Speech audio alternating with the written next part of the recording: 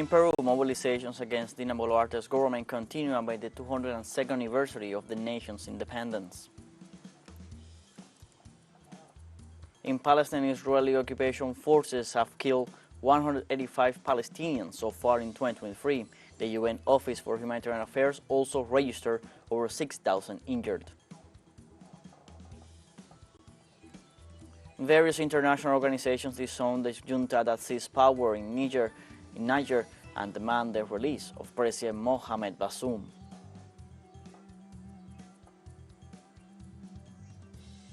Hello, welcome to From the South. I'm Luis Alberto Matos from the TeleSUR studios in Havana, Cuba. We begin with the news. In Peru, citizens celebrated the 202nd anniversary of the declaration of its independence amidst protests against the government of Dina Boluarte.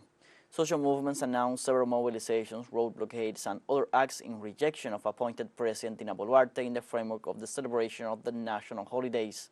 Among the events is the so-called Rally of All the Bloods at the Plaza 2 de Mayo in Lima. Also, protesters from more than 10 districts of the Puno region announced that they will go on strike for 72 hours as a measure of rejection to the appointed president and the Congress of the Republic.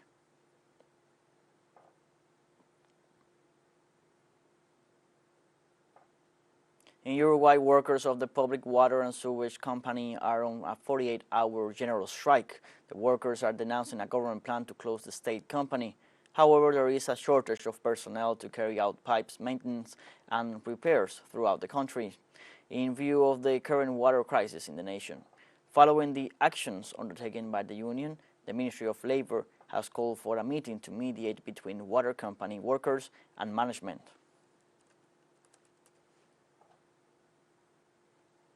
In Venezuela, the National Assembly offered details of the calculations after completing the process of credential presentation for the nominations to form the new electoral power. The deadline had been extended by the Electoral Nominations Committee of Venezuela in view of the influx of candidates for rectors and alternates of the National Electoral Council. The process resulted in a record number of 153 applicants, which was highlighted by the president of the Electoral Nominations Committee of the National Assembly, Congressman Giuseppe Alessandrello, as a sign of confidence towards the national parliament.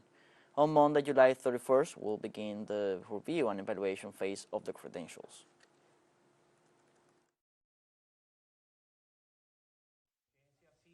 The growing civic conscience of the society, of the Venezuelan people, the trust in its institutions, the hope for a better future would be one of the readings. The other one is that the country, the people, the society says no to the use of anti-politic tools that were used in the past, and the social network are spreading the intention of the new use of anti-politic tools. Whoever has to listen should listen. Whoever has to see, should watch. Here is a message from society about trust, democracy, and its institutions. The United Nations organization expressed concern of the increase in violence inside and outside Ecuadorian prisons and the links with drug trafficking. UN Commissioner Volker Turk acknowledged the challenges faced by Ecuadorian society and authorities in dealing with the wave of violence. Turk also called for the state of emergency declared to address the situation to respect the principles of legality, necessity, and proportionality.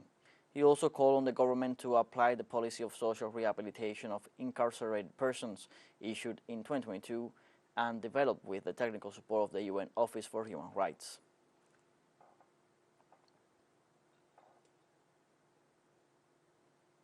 In Brazil, farmers complain of difficulties in accessing financing, claiming high interest rates are limiting their ability to produce food. Rising production costs are limiting small farmers' ability to invest, while consumers are becoming more demanding about the type and origin of agricultural products. The high interest rates demanded by banks may lead farmers to focus more on crop yields and marketing than on long-term food security. Also, rising prices have led farmers to request the dismissal of the president of the central bank because that institution does not allow them to obtain loans and financing.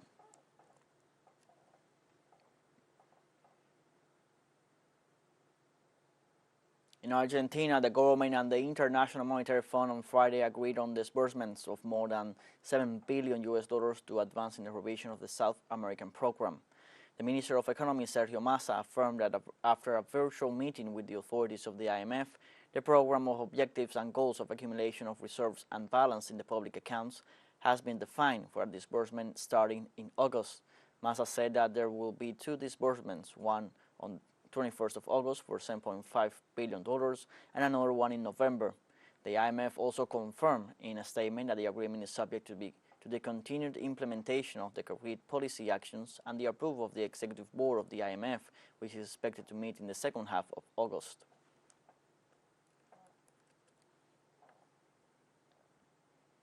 In Bolivia, health authorities registered an increase in whooping cough, a respiratory disease with high daily infections.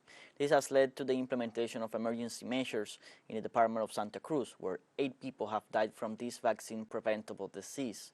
Bolivian Health Minister Maria René reported 596 cases in that region.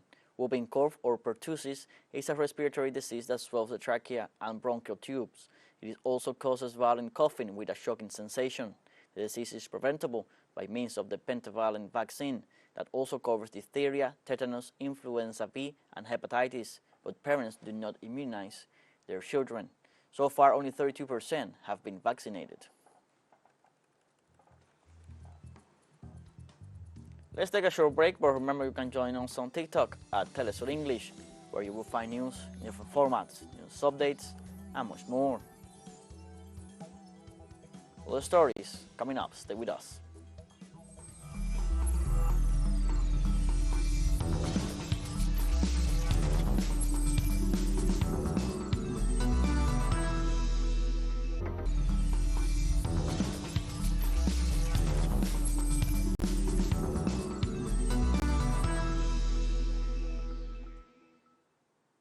Welcome back from the south. The Russian government announced the temporary suspension of rice exports until the end of the year. An official statement reported that the decision was made to maintain stability on the domestic market. The ban does not apply to other members of the Eurasian Economic Union, meaning Armenia, Belarus, Kazakhstan, and Kyrgyzstan, nor South Ossetia and Abkhazia. Moreover, rice can still be shipped abroad for humanitarian aid or transited through Russian territory. Earlier this week, India, the world's biggest rice exporter, adopted a similar measure, banning overseas sales of non-basmati white rice. New Delhi said the move would ensure adequate availability and control prices in the domestic market.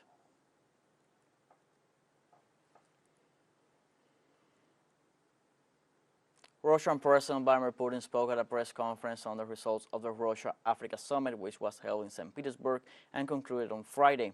According to the Russian president, the leaders of the African countries attending the summit show political will and independence, which is highly appreciated by Moscow. Putin stressed that as a result of the event, Russia and Africa reaffirmed their position on the formation of a fair and multipolar world order. He noted that Russia seeks to build strategic cooperation with African states, and they, for their part, have the same intention. The Russian head of state expressed that the results achieved will provide a good basis for further strengthening of the Russian-African partnership for the prosperity and well-being of the people.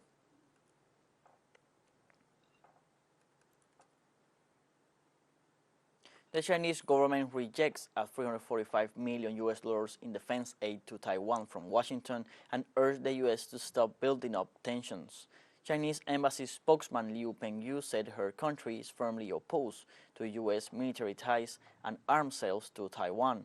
The U.S. government should abide by the One China principle and the joint statements to stop selling arms to Taiwan and cease creating risk to the peace and stability. The Biden administration insists on its commitment to the Taiwan agreements, but the aid came after the break in contact between the U.S. and the Asian country.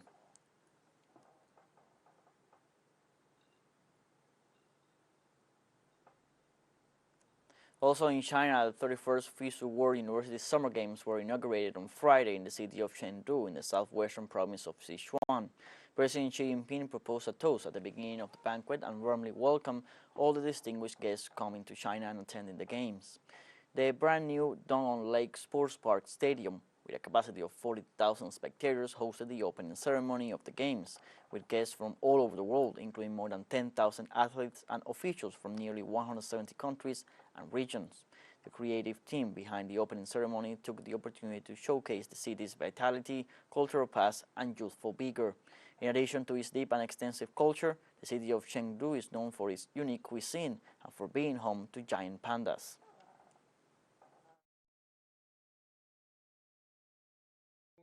The Chengdu FTS World University Games will officially open tonight. Chengdu is a famous historical and cultural city. Today, Chengdu is one of the most dynamic and happiest cities in China. I encourage you to tour our city, to experience and share firsthand the multifaceted manifestations of the Chinese path to modernization. Chinese President Xi Jinping met with Burundian President Evariste Ndayishimiye on Friday and praised the relations that the two nations have been able to achieve together. Ndayishimiye arrived in Chengdu, Sichuan province early Friday to attend the opening ceremony of the 31st summer edition of the FTS World University Games. The Chinese president pointed out that both China and Burundi are currently in a crucial stage of national development. He also added that his country was ready to strengthen development strategy cooperation with Burundi in order to seize opportunities, enhance cooperation, and reach a higher level of mutual benefits and joint development. For his part, the Burundian head of state thanked China for maintaining such excellent relations with the African nation over the years.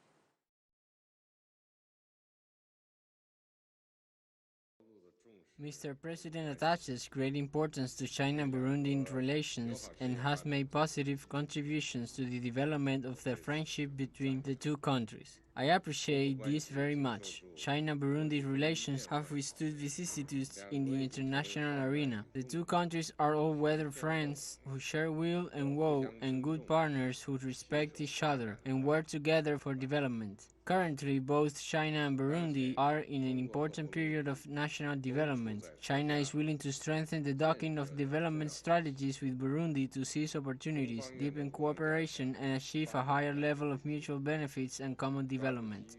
I would like to take this opportunity to extend my sincerest greetings to the Chinese people on behalf of the people of Burundi. Although the two countries are far apart, the two peoples have maintained a long-term friendship.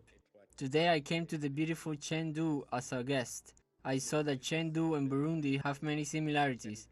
There are beautiful valleys, rivers, and vegetation in both places, which made me feel at home.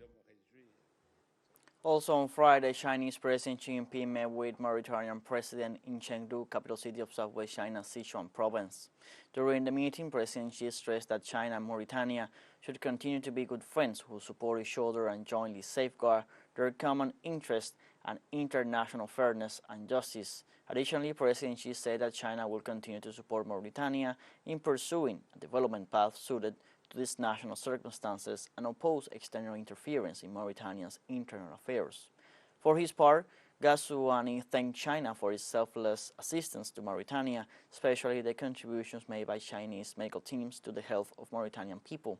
Mauritanian president also said that Mauritania firmly upholds the One China policy and is willing to enhance cooperation with China in economy, trade, energy, and other fields.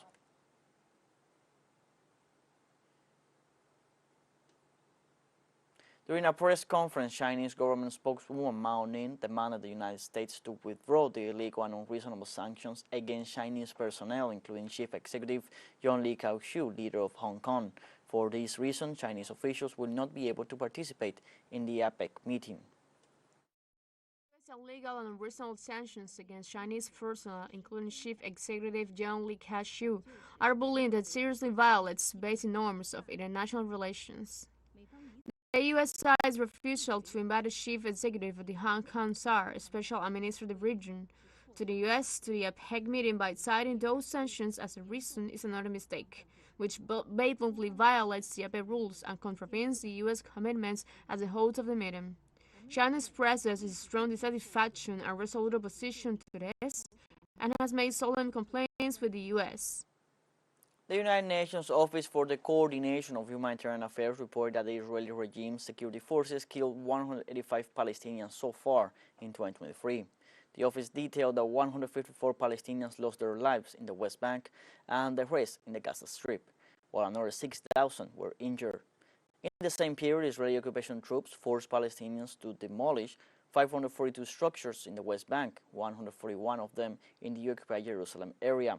As a result, 940 citizens were displaced from their lands. Additionally, 2,000 Palestinians were arrested in the West Bank and Jerusalem, and 28 military raids in the Gaza Strip were recorded.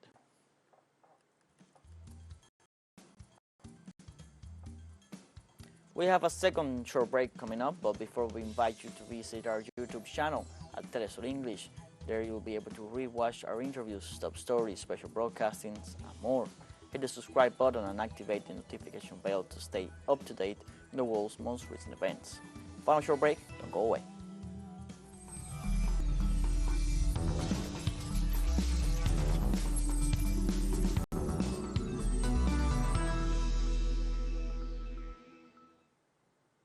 Welcome back From the South. Several international organizations condemned the coup d'etat in Niger and disowned the new government. The UN Security Council issued a statement condemning the change of government and expressed concern about the impact of these unconstitutional actions in the region. The European Union declared this Saturday that it will not recognize the coup plotters in Niger and suspend the security cooperation with the nation. Both entities request the release of President Mohamed Bazoum, who is being held in his residence after the country's defense and security forces announced his dismissal, the closing of the borders, and the imposition of a curfew.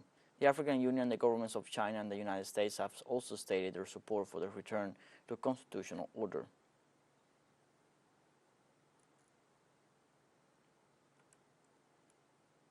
Niger, also the leader of the mutinous soldiers who detained the democratically elected president in that African country, addressed the nation on Friday, 2 days after the military seized power.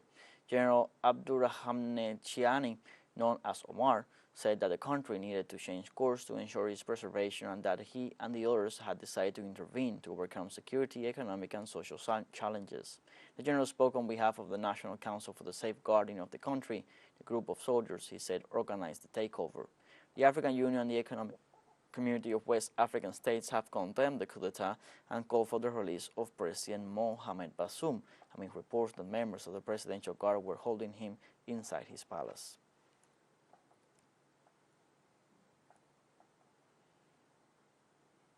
And in Niger, for a statement read on national television, a representative of the coup is warned on Friday against any foreign military intervention. The statement alludes to a possible rescue operation by the deposed authorities.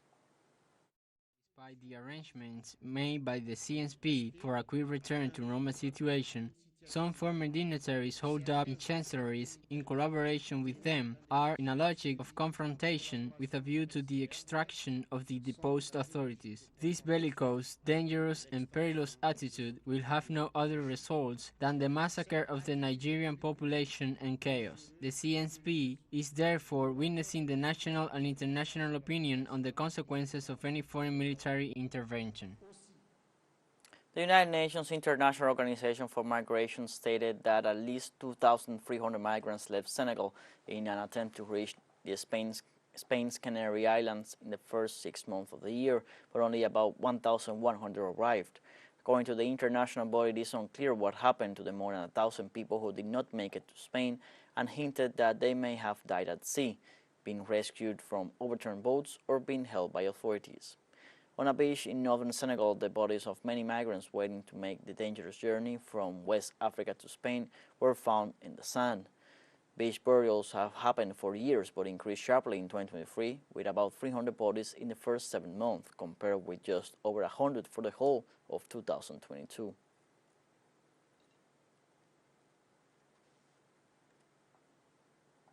El Hadji Doucefort, member of the organization Fight Against Clandestine Immigration, commented to AP news agencies that the number of boats that pick up illegal immigrants to take them to Europe has increased, a matter that has become a business that some use to make a fortune. They also recorded the testimony of Ibnu Diagne, survivor of a shipwreck. Let's listen. In comparison with past years, I really feel there are now more boats, especially since the start of Ramadan until now. There is an increase in the number of boats, and there is also an increase in the number of those who are organizing the trips and who are only trying to earn money through this business and make a fortune. There are many people who are discouraged by the kind of life they are living here and who are looking to go to Spain to find work. All of this is shocking. I lost many people when the boat capsized. I lost my friend Abdurrahmane. I lost everything. I paid money. The first time $420 and $680 the second time. I lost friends. If I want something from now on, I will work, but not from Spain because it's hard to get there. The sea is not good. I lost everything. I lost my clothes. If I were to give advice, here it is. If a guy would like to travel to Spain, don't take a pirogue. You have to take a plane. In Tunisia, more than 900 migrants died on the African country's coast. Authorities report that the migrants drowned while trying to reach Europe. Likewise, the International Organization for Migration reiterates that the central Mediterranean between Africa and Italy is the most dangerous route in the world by 2023, registering more than 20,000 deaths since 2014. Coast Guard units have carried out 1,310 operations in the area so far this year.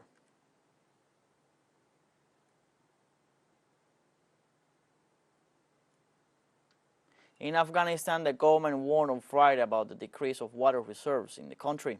Authorities stated that the groundwater levels have dropped considerably due to the recent drought. They also reported on the implementation of projects to address the shortage of the vital liquid. They also added that once this problem has been solved, they will start working with companies to improve the livestock and production sector.